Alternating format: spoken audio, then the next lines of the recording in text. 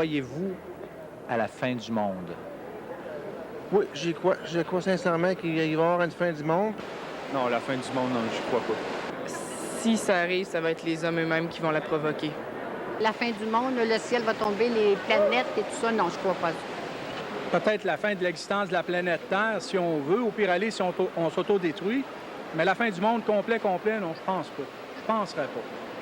Peut-être pas la planète en tant que terre géographique, là, mais le genre humain, là, il y a des bonnes chances. Peut-être pas tout de suite, mais un jour, ça va nous tomber sur le nez, c'est sûr. Est-ce que tu crois qu'il y arrivera un jour la fin du monde? Non, c'est impossible.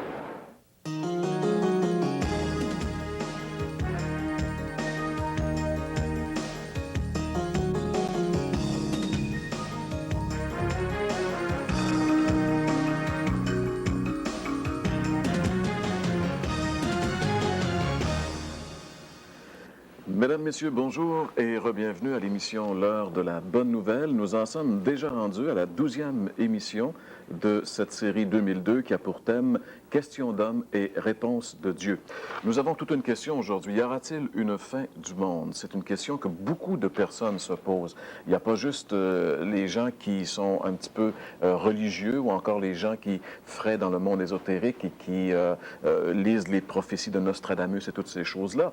On n'a qu'à penser aux gens qui voient la situation politique internationale se dégrader et qui, très souvent, s'imaginent que ça pourrait déraper et amener des conséquences terribles pour notre monde. Il y a aussi les écologistes qui sonnent l'alarme de plus en plus souvent sur l'état de la dégradation de notre nature qui ne cesse de se dégrader, qui pourrait, elle aussi, nous amener des surprises. Mais qu'est-ce que la Bible a à dire? Nous ne nous tournerons pas aujourd'hui vers les politiques ni vers les écologiques, mais plutôt vers ce que Dieu a à nous dire. C'est dans sa parole qu'il va nous dire, qu'il va nous donner la réponse, à savoir, y aura-t-il une fin du monde? Notre artiste invitée aujourd'hui, c'est Sophie Arbour, qui va revenir, encore une fois, avec plaisir, nous rencontrer et chanter pour nous. Et François, les gens qui ont répondu à la question en début d'émission ont démontré finalement que les avis sont quand même assez partagés sur ce sujet-là. Oui, c'est ça. Il y a quand même quelque chose qui revient. On reconnaît, au fond, là, que la façon que la Terre est née, que la planète est née, on peut dire, eh bien, on reconnaît que ça va éventuellement là, s'arrêter. On a entendu l'expression, là, ça va sûrement l'homme qui va la provoquer. On va voir dans la chronique, la Bible répond que c'est pas nécessairement le cas du tout.